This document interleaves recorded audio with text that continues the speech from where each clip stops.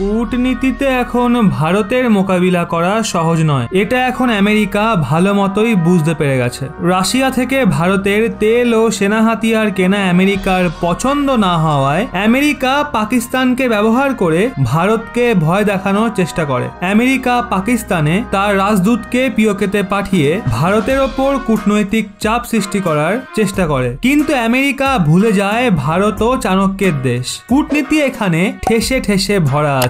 বর্তমান ভারত সরকার রাজনীতি এবং কূটনীতির এমন মারাত্মক প্রদর্শন করে যে তেল তো ছাড়ুন, এখন স্বয়ং ভারতের বিদেশ মন্ত্রী রাশিয়ায় যাচ্ছেন। তথ্য অনুযায়ী ভারতের বিদেশ মন্ত্রী এস জয়শঙ্কর মহাশয় নভেম্বর মাসে মস্কো যাত্রা করবেন। তিনি 8ই নভেম্বরে রাশিয়ার বিদেশ মন্ত্রী সার্গেই লাভরভের সঙ্গে সাক্ষাৎ করবেন। দুই মন্ত্রী দ্বিপাক্ষিক সম্পর্কের মজবুত স্থিতি এবং অন্তর্রাষ্ট্রীয় এজেন্ডা নিয়ে চর্চা করবেন। এই একটা পদক্ষেপে ভারতের কূটনীতি আমেরিকার কূটনীতির ওপর ভারী পড়ে যায়। আমেরিকা ভারতকে ভয় দেখানোর জন্য পাকিস্তানকে ব্যবহার করে, তো ওদিকে ভারতের পাশে আমেরিকার কট্টর শত্রু পুতিন এসে দাঁড়িয়ে পড়েন। পুতিন তো এটা পর্যন্ত বলে দেন আগত সময়ে ভারতের, উনি প্রধানমন্ত্রী মোদীকে প্রশংসায় ভরিয়ে দেন। এটা আমেরিকার জন্য বিশাল ঝটকা ছিল। ভারতের বিদেশ মন্ত্রী রাশিয়া যাওয়া এমন একটা তীর যা এখন সঠিক নিশানায় গিয়ে লেগেছে।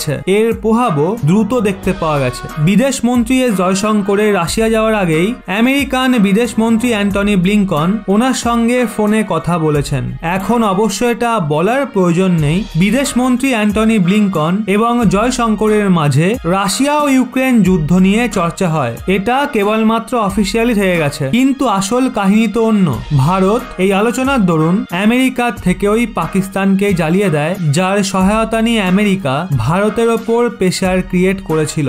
জয়শঙ্কর অ্যান্টনি ব্লিংকনকে বিশেষভাবে জঙ্গিবাদ বিরোধী অভিযান এবং মুম্বাই হামলা নিয়ে চর্চা করার ইশারা করে। বিদেশ মন্ত্রী এস জয়শঙ্কর মহাশয়ের একটা টুইট থেকে আপনারা এই পুরো গেমটা বুঝতে পারবেন। এস জয়শঙ্কর মহাশয় টুইট করেন, আমেরিকান বিদেশ মন্ত্রী অ্যান্টনি ব্লিংকনের সঙ্গে কথা বলে ভালো লাগে। জঙ্গিবাদ ও 26/11 জবাবদিহিতে ওনার মজবুত ও স্পষ্ট বার্তার জন্য ওনাকে ধন্যবাদ জানাই। জয়শঙ্কর মহাশয় আরো লেখেন, ইউক্রেন সংঘর্ষ এবং অন্যান্য ক্ষেত্রীয় মামলা নিয়ে আলোচনা করি। এখন বিদেশ মন্ত্রী এস জয়শঙ্কর মহাশয়ের এই টুইট থেকে পরিষ্কার বোঝা যায় আমেরিকা প্রথমে পাকিস্তানের জঙ্গিবাদ নিয়ে কথা বলুক, অন্যান্য বিষয় তারপর দেখছি।